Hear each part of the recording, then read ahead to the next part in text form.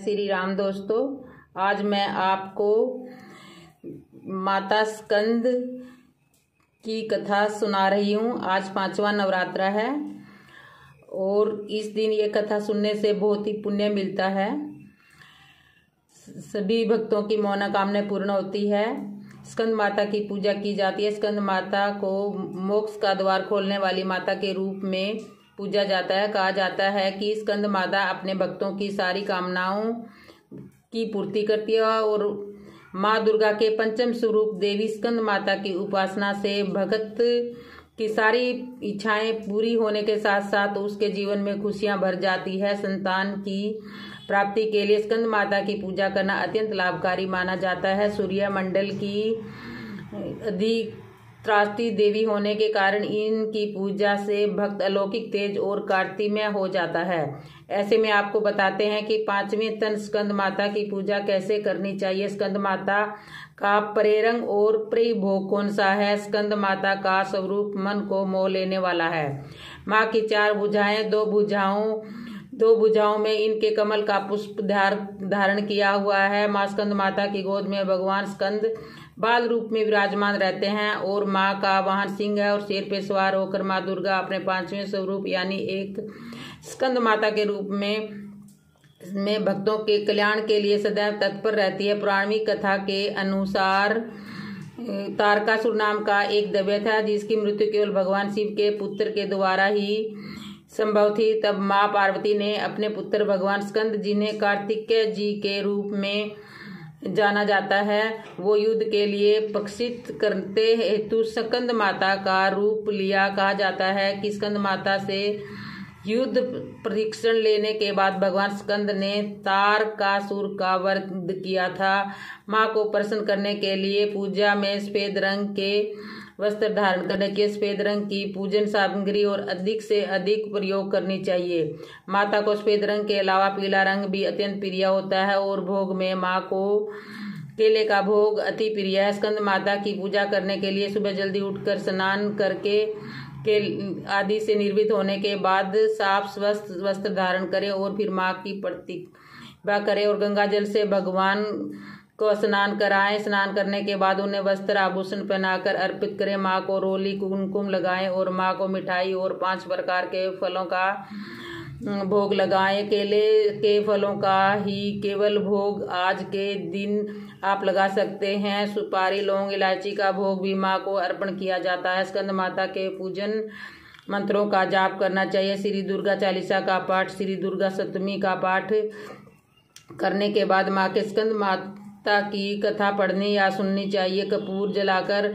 आरती करनी चाहिए और पूजा पाठ में हुई गलती के लिए सच्चे मन से क्षमा याचना मांगनी चाहिए। संतान प्राप्ति के लिए, संतान से जुड़ी समस्याओं के निवारण के लिए माँ से प्रार्थना करनी चाहिए और इस दिन केले का दान करने से स्कंद माता अपने भक्तों की सारी मनोकामना पूर्ण करती है। अब जानिए स्कंद माता के पूजन मंत्र के बारे में क्या क्या सुनेंगे और माँ के 108 नाम जिन्हें नवरात्रि के इस दिन भक्तों को जरूर पढ़ना चाहिए, सुनना चाहिए। माँ स्कंद माता पार्वती का ही रूप है।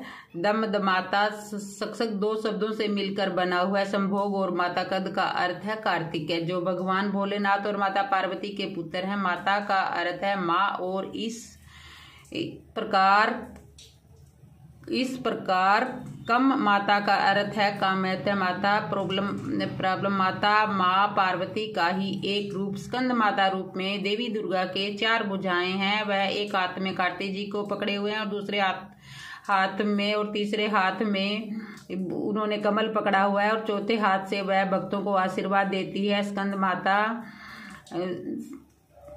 की सवारी शेर है और वह कमल पर विराजमान है, जिस कारण उन्हें पद्मासना भी कहा जाता है। कार्तिक को दक्षिण भारत में मुरुगन स्वामी के नाम से जाना जाता है। कहा जाता है कि कार्तिक भगवान देवताओं की सेना के प्रधान सेनापति हैं। दमदमाता विशुद्ध चक्र की अधिष्ठात्री देवी है। विशुद्ध चक्र हमारे भाग के ठीक नीचे स्थित होता है। माँ स्कंद माता की पूजा करने से विशुद्ध चक्र जागृत हो जाता है, जिसके प्रभाव से व्यक्ति को वाणी की शुद्धि प्राप्ति हो जाती है और आयु में वृद्धि होती है। माता की आराधना करने से 16 कलाओं और 16 विभूतियों का ज्ञान मिलता है। दमदमाता की एक बड़ी ही रोचक कथा है, आइए शुरू करते हैं। ओम देवी स्कंदमाता तयोतर महक पति द्वारा समय को अग्नि में भस्म करने के बाद शिव शंकर भगवान शारीरिक मामलों से अलग हो गए और कठिन तपस्या में लीन हो गए। उसी समय देवतागण तारकासुर के अत्याचारों से कष्ट भोग रहे थे। तारकासुर को वरदान प्राप्त था कि केवल भगवान शिव की संतान ही उनका वध कर सकती है, बिना शक्ति के शिव की संतान नहीं हो सकती थी। यह सोचकर देवता भगवान विष्णु के पास मदद के लिए गए, लेकिन विष्णु ने उन्हें कहा कि इस तिथि के लिए आप स्वयं ही जिम्मेदार हैं। अगर आप सब दक्ष प्रजापति के यज्ञ में भगवान शिव के बिना उपस्थित नहीं होते तो शक्ति को अपना शरीर नहीं छोड़ना पड़ता। उसके बाद विष्णु जी ने उन्हें पार्वती माता के बारे में बताते हुए आदि शक्ति माता सती की अवतार है। उसके बाद देवताओं की ओर से महर्षि नारद पार्वती के पास जाते हैं और उसे तपस्या करके भगवान शिव को पति के रूप में प्राप्त करने के लिए कहते हैं, जो पिछले जन्म में भी उनके पति थे। हजारों वर्ष की तपस्या के बाद शिव भगवान पार्वती जी से भगवान विवाह कर लेते हैं। भगवान पार्वती जी ऊर्जा मिलकर एक जलवंत बीज को पैदा करती है। जब तक वह बीज शिव भगवान की संतान नहीं बन जाता, तब अग्नि को सरावना जेल में सुरक्षित रूप से ले जाने का काम सौंपा जाता है। इसके बीच में निकलने वाली शनि अपनी के लिए असहनीय हो जाती है और वह बीच गंगा माँ को सौंप देती है। उसे सुरक्षित रूप से करवाना झील में ले जाती है। देवी पार्वती ने जब स्त्रोत का रूप धारण किया ताकि वह बीज की सुरक्षा कर सके। इस प्रकार माता द्वारा तेजपाल किए जाने के कारण छह मुखी कार्तिक जन्म ले लेते हैं और वह बड़े होकर सुंदर, बुद्धिमान और शक्तिमान कुमार बन जाने के कारण कार्तिक जी को ब्रह्मा जी का वरदान और शिक्षा के लिए भेजा गया। लेकिन पहले ही दिन उन्होंने ब्रह्मा जी से ओम का अर्थ पूछा। ब्रह्मा जी ने उन्हें 12,000 श्लोकों में अर्थ समझाया, लेकिन कार्तिक जी को संतुष्टि नहीं मिली। उन्होंने शिव भगवान से यही प्रश्न पूछा। फिर शिव भगवान ने उन्हें बताया। 12 लाख लोगों में ओम का अर्थ समझाया, वह भी वहां से असंतुष्ट हो गए। उन्होंने समय को 12 करोड़ लोगों में ओम का अर्थ समझाकर संतुष्टि प्राप्त की। शिक्षा के बाद देवताओं के सेनापति के रूप में उन्हें सभी देवताओं ने आशीर्वाद प्रदान किया और तारकासुर के खिलाफ युद्ध के लिए विशेष हथियार प्रदान किए। कार्तिकेय भगवान ने तारकासुर को एक भयंकर युद्ध में मार डाला। इस प्रकार मां स्कंद माता को एक सर्वश्रेष्ठ बच्चे की माँ के रूप में पूजा जाता है। कम माता की पूजा करने से भगवान कार्तिक की पूजा स्वचालित रूप से हो जाती है, क्योंकि वह अपनी माँ की गोद में विराजमान हुए हैं। उनकी पूजा से सुख, शांति, समृद्धि और मोक्ष प्राप्त होता है। माँ स्कंद माता की प्रार्थना सिंहासन गति में विश्वास को होती है और स्कंद माता की कृपा से सबके घरों में ऐसे ही खुशियां बनी रहती हैं। दो माता की स्तुति या देवी स्तुति या स्कंद माता सर्वपण स्थिति नमस्ते नमस्ते नमस्ते नमो स्कंद माता का ध्यान करते हुए हमको ये चीज़ें बंदे कामधे सकरण सिर सुड़ा सुरुद्र स्कंद माता ये स्तुति, ये ध्यान मंत्र हमें बोलना चाहिए और भगवान स्कंद और माता स्कंद माता का ध्यान करते हुए हमें इस कथा को आगे बढ़ाना चाहिए। आदि शक्ति की आरती करनी चाहिए। दिल शक्ति तेरी बिगड़ी ना बना दो, इंद्र आदि देवता मिलकर। स्कंद माता पार्वती का ही रूप है। दमदमाता सक्षक 2 शब्दों से मिलकर बना हुआ है। संभोग और माता कद का अर्थ है कार्तिक है, जो भगवान भोलेनाथ और माता पार्वती के पुत्र हैं। माता का अर्थ है माँ और इस प्रकार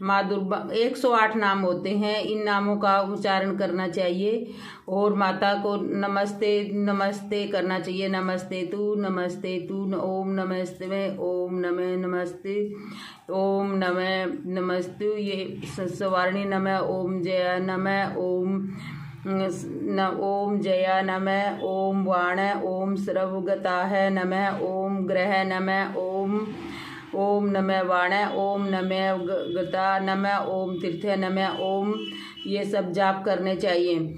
ओ वहा नमः ओम कमल प्रेरणी ओ वहा नमः ओम त्रिशूलमणि ओम सरस्वती नमः ओम कमला नमः ओम, ये उच्चारण करना चाहिए। ये सारे मंत्र पढ़ने के बाद माता जी की आरती करनी चाहिए। ओम कमलाय नमः ओम संगीत, ये सब करना चाहिए और इसके बाद में सबको कपूर के साथ आरती करनी चाहिए। माँ का 5वां रूप स्कंद माता के रूप में पूजा जाता है। यहाँ पे सभी की मनोकामनाएं पूर्ण होती है। ओम नमः शिवाय ओम पदाय नमः सदोर नमः ओम अर्पणाय नमः ओम ललिताय नमः ओम कुमाय नमः ओम सिकवाहिनी नमः ओम संभारे नमः। 108 नामों का उच्चारण चल रहा है, तो इन सब का नाम लेना चाहिए।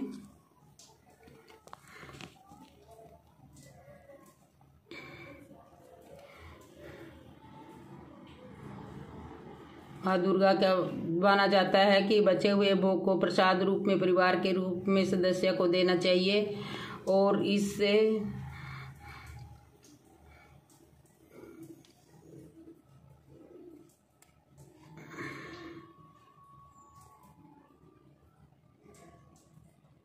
पूजन मंत्र के बारे में कौन क्या क्या सुनेंगे और माँ के 108 नाम जिन्हें नवरात्रि के इस दिन भक्तों को जरूर पढ़ना चाहिए, सुनना चाहिए। माँ स्कंद माता का पूजा मंत्र ओम देवी स्कंद माताएं नमः प्रार्थना या सुनना चाहिए। माँ स्कंद माता सिंहासन गता नित्य पदाचित कर्तव्य दुव्य दास्तु सदा हे देवी स्कंद माता यशाविनी माँ का स्तुति करनी चाहिए और इस दिन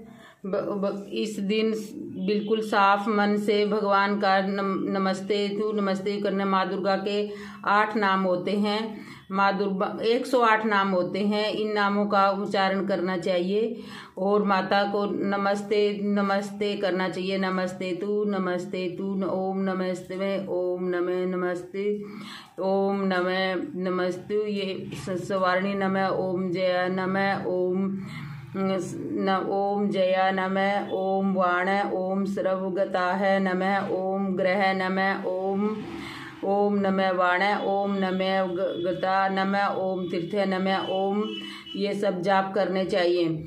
ओ वहा नमः ओम कमल प्रेरणी ओ वहा नमः ओम त्रिशूलमणि ओम सरस्वती नमः ओम कमला नमः ओम, ये उच्चारण करना चाहिए। ये सारे मंत्र पढ़ने के बाद माता जी की आरती करनी चाहिए। ओम कमलाय